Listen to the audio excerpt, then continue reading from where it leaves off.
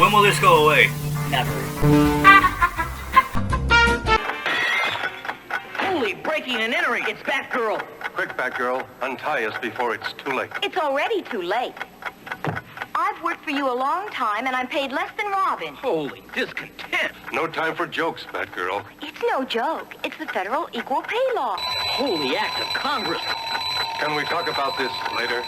Will Batgirl save the dynamic duo? Will she get equal pay? Tune in tomorrow or contact the Wage and Hour Division listed in your phone book under the U.S. Department of Labor.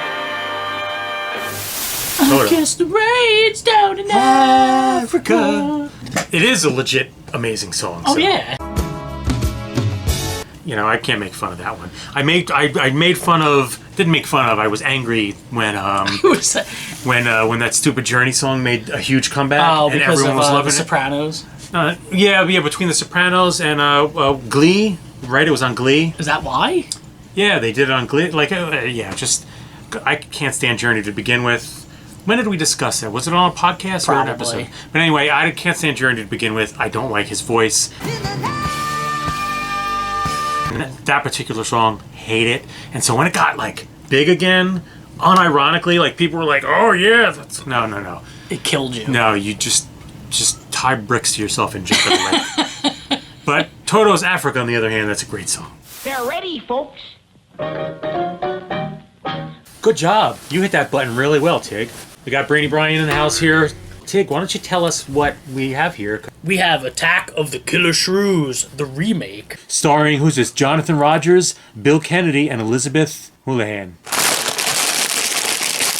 What are those animals? It's a killer shrew. I thought a shrew was a woman.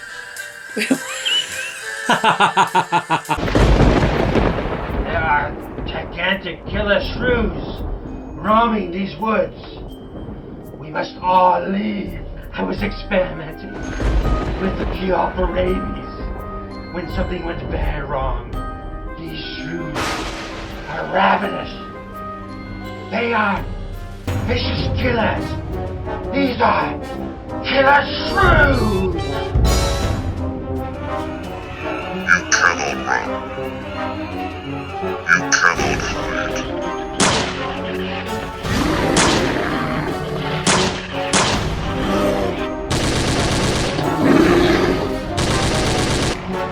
They will find you, and they will eat you. Nothing can stop them. Horrifyingly gruesome.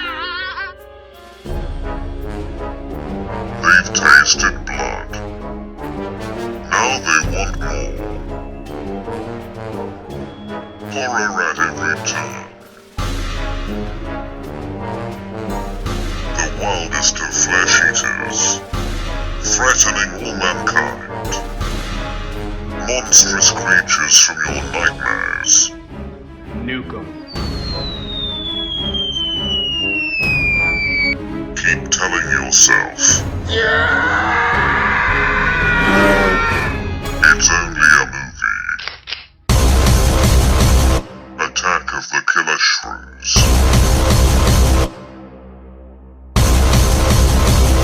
Now available on DVD. Seriously though, what's a shrew?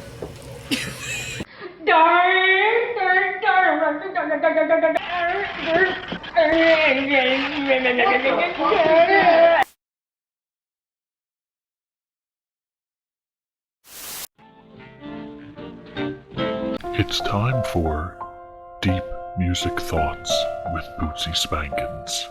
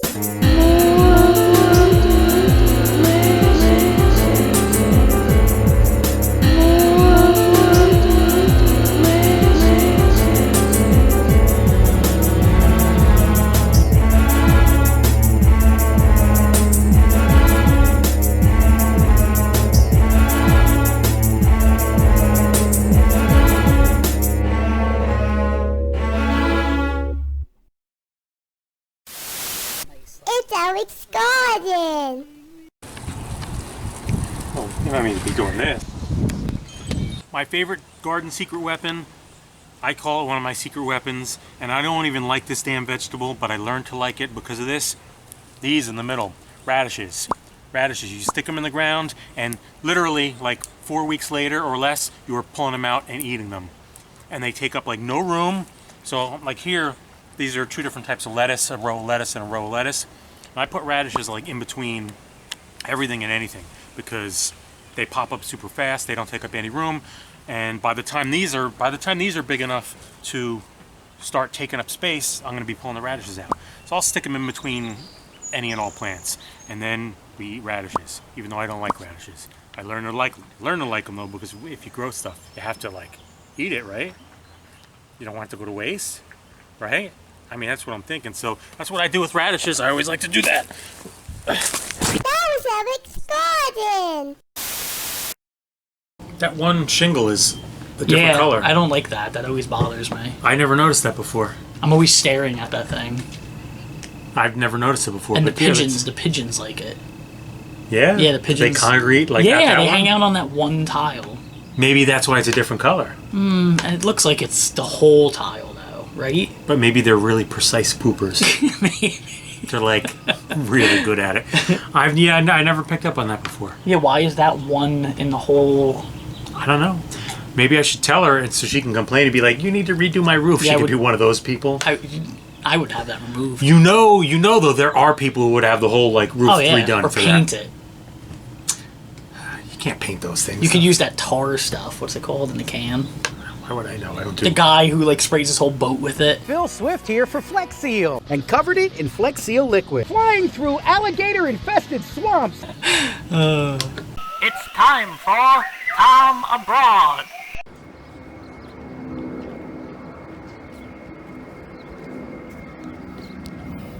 I'm not on that plane. Tune in next week for more of Tom Abroad. Mystic places, psychic phenomena, unnatural experiences. All sources of fascination and speculation. Now read Mystic Places, the book that helps unlock the secrets of the ages. Tig, welcome to the mysterious journey we are about to take to mysteries of the unknown.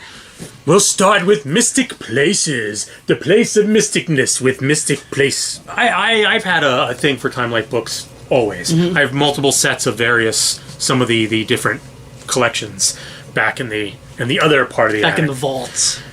I think the Twitter feed, the Nerd Out Twitter feed, where this set somehow came up. Okay. Somebody was talking about it, and I don't remember who. Something went off. It's like, yeah. You remembered the commercials and all that. And then I was like, boom, right to eBay, boom, boom, boom, boom. There we go. I need that. And so here. So he purchased all of this is the complete set? This is the complete set. All, I think, 33 volumes. That's amazing. Yeah, so for people who don't know, Mysteries of the Unknown is a series about the paranormal published by Time Life Books from 1987 through 1991.